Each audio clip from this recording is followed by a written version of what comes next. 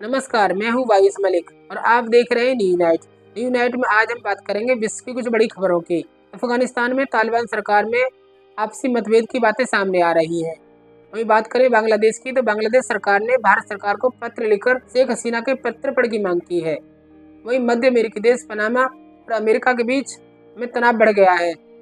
अफगानिस्तान में तालिबान के भीतर आपसी मतभेद की बातें सामने आ रही हैं। इस महीने तालिबान कैबिनेट के दो प्रमुख मंत्री काबुल में एक कार्यक्रम में एक दूसरे पर निशाना साधते हुए नजर आए। इस घटना ने तालिबान सरकार के भीतर गहरे अंदरूनी मतभेदों को दुनिया के सामने ला दिया है। इस कार्यक्रम में हक्कानी ग्रुप के नेता गृह मंत्री सिराजुद्दीन हक्कानी ने शीर्ष तालिबान नेता हिबतुल्लाह अखंदजादा के करीबी उच्च शिक्षा मंत्री निदाम मोहम्मद नदीम पर संकीर्ण मानसिकता का आरोप लगाया। वहीं कार्यक्रम में निदाम मोहम्मद नदीम ने तालिबान विरोधियों की आलोचना करते हुए कहा कि ऐसे लोग अल्लाह और इस्लामिक व्यवस्था के दुश्मन हैं, वे काफिर हैं, ये लोग धर्म छोड़ने वाले हैं, इन लोगों से केवल धार्मिक गुरु ही लड़ सकते हैं। बांग्लादेश ने आधिकारिक तौर पर भारत से शेख हसीना के प्रत्यर्पण की मांग की है। बांग्लादेश ने पूर्व प्रधानमंत्री शेख हसीना की देश वापसी के लिए भारत सरकार को पत्र लिखा है। बता दें कि भारत और बांग्लादेश के बीच 28 जनवरी 2013 को प्रत्यर्पण संधि हुई थी।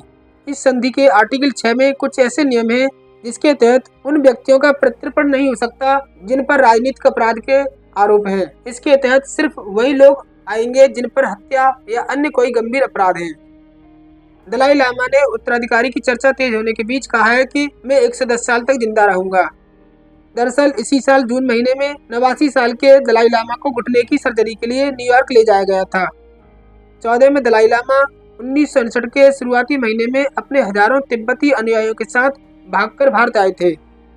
अमेरिका के नवनिर्वाचित राष्ट्रपति ट्रंप ने पनामा से कहा है कि वो पनामा नहर की फीस कम करे या उस पर अपना नियंत्रण छोड़कर अमेरिका को दे दे। ट्रंप का कहना है कि मध्य अमेरिकी देश पनामा अमेरिकी मालवाहक जहाजों से ज्यादा कीमत वसूल रहा है। बता दें कि पनामा नहर अमेरिका के लिए अहम राष्ट्रीय संपत्ति हुआ करती थी। ट्रंप ने कहा कि अगर पनामा ने शिपिंग की दरें कम नहीं की तो हम पनामा नहर पर नियंत्रण वापस करने की मांग करेंगे। बता दें कि 82 किलोमीटर लंबी पनामा नहर अटलांटिक महासागर और प्रशांत महासागर को जोड़ती है। इसका निर्माण 1900 के दशक की शुरुआत में किया गया था। 1977 तक इस पर अमेरिका का नियंत्रण था, पनामा और अमेरिका के बीच। इसके बाद पनामा और अमेरिका का संयुक्त नियंत्रण हुआ, लेकिन 1999 में इस पर पूरा नियंत्रण पनामा को हो गया। हर साल पनामा नहर से करीब 14,000 पोतों की आवाजाही होती है। बता दें कि 1914 में पनामा नहर खोली गई थी, यानी इसके 110 साल पूरे हो चुके हैं। इजराइल को यमन के हूती विद्रोहियों का कोई तोड़ नहीं मिल पा रहा है। इजराइल के सैन्य स्थलों को निशाना बनाकर उसने ड्रोन हमला किया है। अभी कुछ दिन पहले ही हूतियों ने अमेरिका का F-18 फाइटर जेट भी मार गिराया था। इसी हफ्ते इजरायली प्रधानमंत्री ने कहा था कि उनका अगला टारगेट यमन के हूती विद्रोही है, लेकिन इजराइल की खुफिया एजेंसी मोसाद के चीफ डेविड बार्निया ने राजनीतिक गुटों से हूती विद्रोह की बजाय सीधे ईरान पर अटैक करने की सलाह दी है।